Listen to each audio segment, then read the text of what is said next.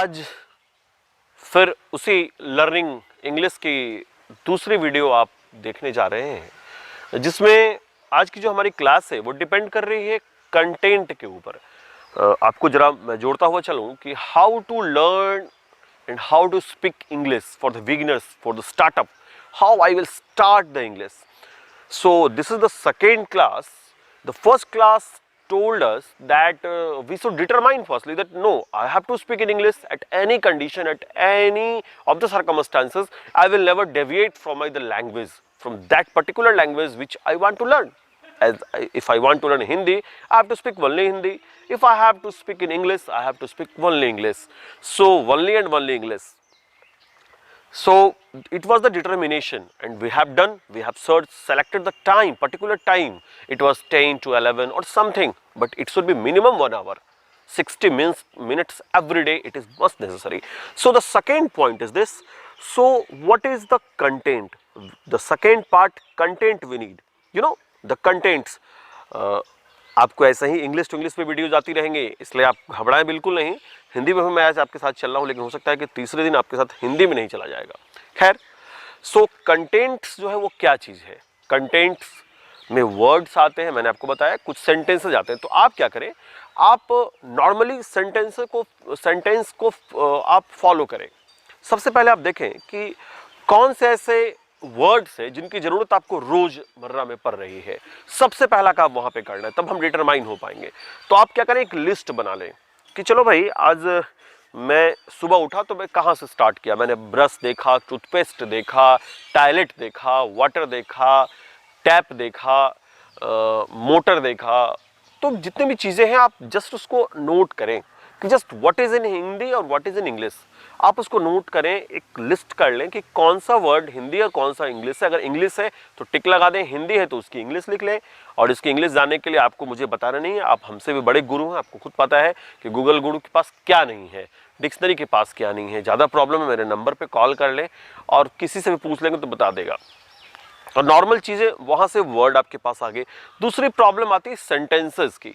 तो स्टार्टअप करने के लिए मैं आपको जो दो तरह के मैं कॉम्पोजिशंस बता रहा हूं, आप ध्यान देंगे. एक कॉम्पोजिशन है कमांड का. ज़्यादा नहीं समझना है, बस यही समझना है कि come here, go there, sit down. Simple simple चीज़ें लिखी हुई है. मतलब कम हेयर, स्टैंड अप, ये एक फॉर्म हो गया जिसे हम कमांड बोलते हैं. सबसे पहले इंग्लिश यहीं से स्टार्ट होती है. Thank you, please give me, like that. तो ये सब जो वर्ड्स होते हैं, सबसे पहले जब स्टार्टअप होती है तो कमांड से स्टार्टअप होती है. तो हम पहले वर्ड्स को हम पहचान के कहां से वर्ड लाना है, अपने रोजमर्रा की जिंदगी से लाना है. बुक्स, आप किताबें देख रहे हैं, बुक्स बोलिए.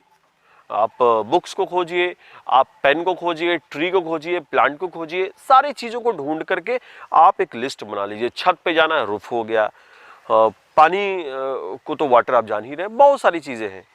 बैम्बू है, ये बांस है, ये ट्री है, नीम का ट्री है, आप देख लीजिए इसको. और मैं महसूस कर सकता हूँ कि ये बड़ा इको फ्रेंडली जगह है जहाँ बोर्ड सेटअप किए हैं. हमारी जो पूरी टीम है, इनको भी एक बार धन्यवाद. और पहला वर्ड्स को स्टॉक करना है, दूसरा कमांड सेंटेंस को देखना है. तीसरी जो चीज़ आपको मैं इस कंटेंट में आज मात्र बताऊंगा वो है this is a marker, this is a mobile, this is a cell phone, this is a T shirt, this is a white board. तो ये दिस इज दैट इज वाला जो कंसेप्ट है, बड़ा आसान सा चीज है. और बचपन में हम लोग पढ़ते थे कि हाँ भाई दिस इज ए कैट, बड़ा बड़ा लिखा, दिस इज ए लिखकर और डैश दे दिया. हमने काहे डैश दे रहा, बिल्ली बैठी हुई है. तब पता चला वो दिस इज ए कैट है. ये आपने भी पढ़ा होगा, नहीं है तो मनोहर पोथी होगा, उसी में देख लेना, कोई प्रॉब्लम नहीं. तो this is a cat, this is a dog, this is a ball, that is a ball. बहुत ज्यादा आज आगे जाने की जरूरत पड़ेगी. तो खैर, तो आप तीन तरह की चीज सीख गए. आज समझे कि वर्ड कहां से लाना है, स्टॉक. दूसरा command sentence, go there, come here, sit down, please, thank you, इसको ऐड करें अपनी नॉलेज में. और तीसरा जो सबसे लास्ट चीज मैंने बताया वो है this is a dash. Dash मतलब जो भी चीज है वही चीज. I think you are very clear. This is, that is आप कर लेंगे. आज आपका कंटेंट का टॉपिक हमारा समाप्त हो रहा है.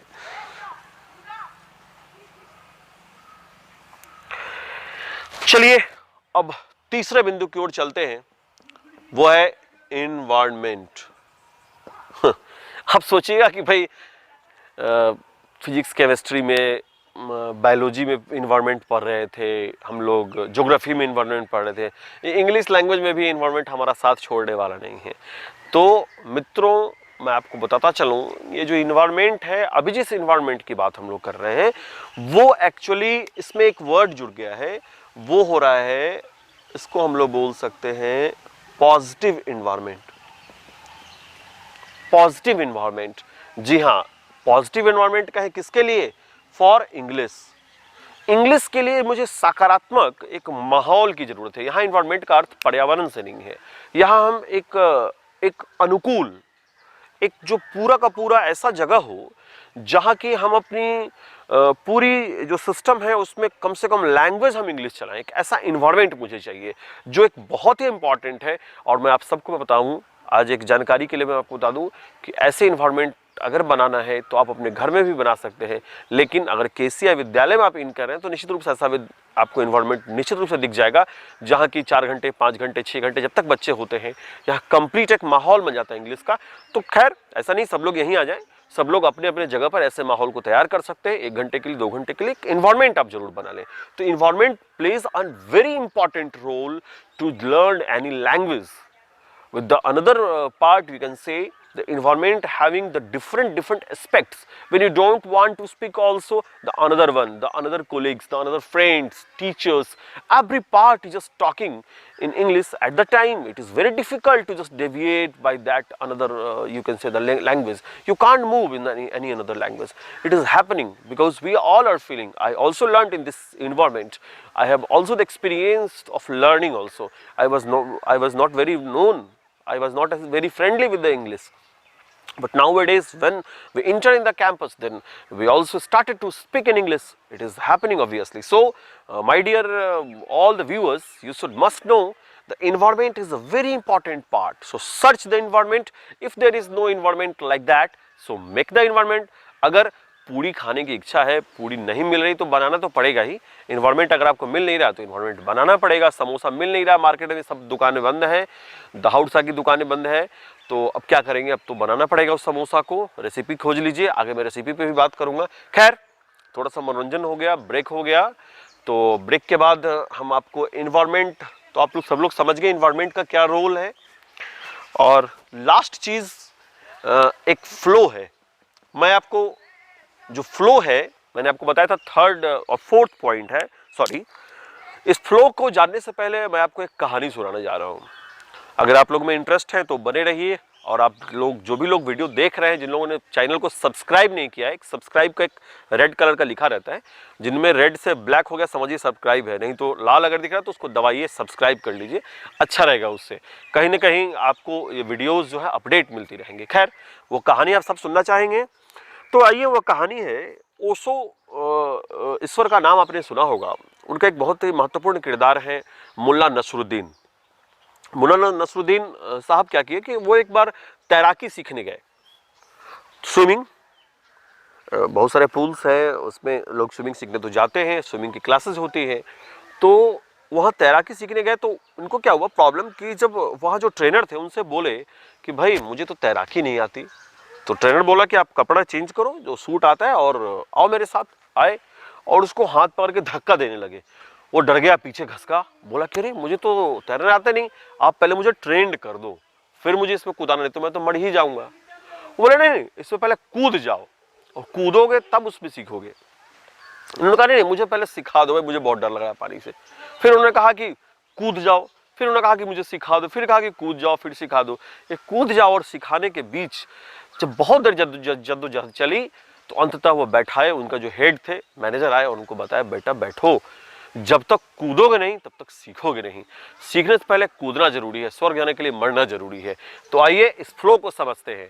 आपको लैंग्वेज जब सीखना होगा तो सीखना जरूरी नहीं है, पहले उसमें कूदना जरूरी है। ये फ्लो वही बहाव है, वह पानी का बहाव है जिसमें हम पहले कूदेंगे। First we will jump, then after we will learn. तो हम लोग पहले जंप करें। आप सबको एक बेहिचक, ये नहीं सोचे कि हम डूब जाएंगे, डूबने उबने से कुछ होता नहीं, कौन जान रहा है। तो आप उस फ्लो में घुसे और इसी फ्लो से बनी है एक वर्ड जिसे कहते हैं फ्लुएंसी। फ्लुएंसी जिसे बोलते हैं फर्राटेदार इंग्लिश बोलना। मतलब कहीं रुकना नहीं, बेअटक इंग्लिश बोलना, ये फ्लुएंसी कहलाती है। किसी भी भाषा में ऐसी चीजें हो सकती है। मैं ऐसा नहीं कर रहा हूं कि आप इंग्लिश की केवल महारत हासिल कर ले। तो फ्लुएंसी को बरकरार रखने के लिए और बेहतर बनाने के लिए सबसे जो अच्छी एक्सरसाइज मैंने अभी तक जांच की है, मैंने अभी तक जो पढ़ा है, बच्चों को भी सिखाया है, टीचर्स की भी ट्रेनिंग क्लासेस होती रहती है, तो उसमें मुझे पता चला कि फ्लुएंसी अगर आपको मेंटेन करनी है तो सबसे जो बेस्ट मेथड है इसके लिए वो ये है कि आप रीडिंग लगाएं। Read a book, read a passage. आपको जिस लैंग्वेज को सीखनी है उसके एक पैसेज को आप पढ़ जाओ, कंटिन्यू पढ़ो। और एक और इंपॉर्टेंट चीज, आप एक पैसेज ले लो जो लगभग 60 शब्दों का है, उसको आप 100 टाइम्स पढ़ो। आपको क्या होगा ना कि आपको वो गाड़ी चलाने के लिए आ जाएगी। बहुत सारे लोग ये सवाल मुझसे करते हैं क्यों एक ही चीज को बार बार पढूं। मैं उनको बताता हूं कि अगर आपके पास स्प्लेंडर गाड़ी है, आपके पास सपोज दैट पैशन प्रो है, अगर आप उसको ड्राइव करने जान रहे हैं, उसका गियर जो है ऐसे ऐसे करके लग रहा है, पीछे से आता है ऊपर की ओर। अगर आपको बजाज की गाड़ी मिलती है, आप एक साल वो गाड़ी चला लिए हीरो होंडा वाली, फिर बजाज की गाड़ी है, तो आप उसको चला पाते हैं कि नहीं चला पाते? उसका तो गियर उल्टा लगता है। ये डिपेंड नहीं करता कि हम कौन सी गाड़ी चला रहे हैं, डिपेंड ये करता है कि हम टू व्हीलर्स चलाने जानते हैं। तो ठीक उसी तरीके से जब हम पढ़ते हैं किसी खास पैसेज को, तो मुझे पढ़ना आ जाता है, मुझे ड्राइव करने आती है कि मुझे ड्राइव आखिर करना क्या है, कैसे फ्लो करना है, और वो फ्लुएंसी आपके ब्लड्स में चली जाती है, आपके आरएनए में वो चीजें सेटअप हो जाती है।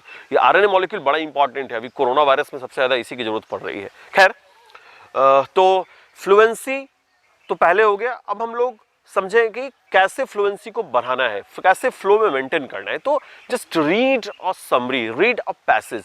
फ्लो को पढ़ना है, वर्ड्स नहीं पढ़िएगा, फ्लो में पढ़िएगा, एक पूरी सेंटेंस होनी चाहिए। तो आप वैसे फ्लो को बनाने के लिए बहुत सारे बुक्स की रीडिंग, मेरी अगले कुछ वीडियोस आ रही है रीडिंग के लिए, कैसे पढ़ना है किसी चीज को। मैं आपको हिंदी पढ़ के बताऊंगा, संस्कृत बताऊंगा, इंग्लिश बताऊंगा, तीनों विषय के बारे में, तीनों भाषाओं के बारे में कैसे रीडिंग लगाना है, उस पर भी आगे मेरी कुछ क्लासेस होने जा रही है।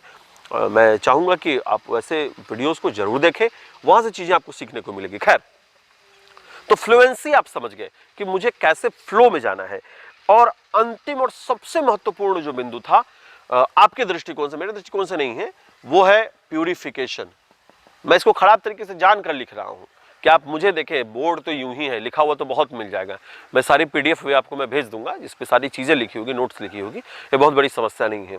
खैर, तो प्यूरिफिकेशन यानी अब पानी चापाकल से, कुआं से निकाल लिया है, उस पानी को एक बर्तन में रख भी दिया है, छान लिया है, गर्म भी कर लिया है, लेकिन अब आरओ करने का वक्त आ गया है, यानी रिवर्स ऑस्मोसिस। आरओ, कैंट का आरओ होता है, बहुत सारा आरओ होता है। तो हम पानी को प्योरेस्ट फॉर्म में अब आ रहे हैं, हम बोलने भी जान गए, कुछ वर्ड्स भी ले आए कहीं कहीं से, फ्लो भी हमारी अच्छी हो गई। अब है कि भाई कोई कहे नहीं कि भाई ये गलती हो गई, तो लास्ट काम है, सबसे पहला काम नहीं है। जब सब काम हो जाए तब हम जाएंगे अपने आप को प्योर करने, शुद्ध करने जाएंगे। और प्योर करने के लिए जी जरूरी पड़ती है ग्रामर की, इंग्लिश ग्रामर, जिसका जिक्र मैंने अब किया है। और सब लोग स्टार्ट ही करते बोले नाउन, प्रोनाउन, एडवर्ब, एडजेक्टिव, आगे बाप रे बाप, ये तो ना हो तो हमारा से टेंशन। तो ऐसा नहीं है, ग्रामर का काम सबसे लास्ट है। पानी निकाल के आरओ में, उसमें जब स्टॉक होगा तब आरओ की स्विच दबेगी, आरओ निकलेगा, पानी पीजिए। वैसे चापाकल वाले से भी मरेगा नहीं आदमी, वो भी पी करके मजे में प्यास बुझाई जा सकती है। और खैर कोई समस्या नहीं है।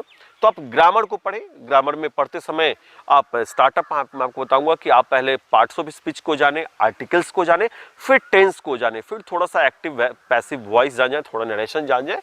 और फिर उसके बाद इंपॉर्टेंट चीज में क्या होगी, अच्छी चीज क्या होगी, अगर आप एंटोनिम्स, सिनोनिम्स को जानेंगे, और लास्टली जो है आप उसमें कुछ टैग्स जान जाए, लेकिन वर्ब, प्रोवर्ब जरूर आप जाने, एडजेक्टिव्स को जरूर जाने।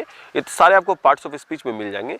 और आइडम्स, फ्रेजेस, ये भी बहुत महत्व रखता है अपनी जगह पर। हम फ्रेजेस को याद करेंगे, बहुत सारी चीजें इंग्लिश बोलने में मुझे आसानी मिलेगी। So let's, we are going to finish the second and very important video of how to learn English, how to speak English, how to start to English.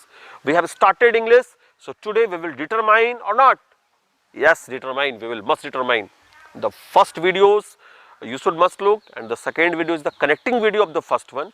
So you should must learn that how to speak English. How to speak English. It is my first video, and second part is how to finish our learning class of the English, and we will must continue. Thank you. साधुवाद, धन्यवाद।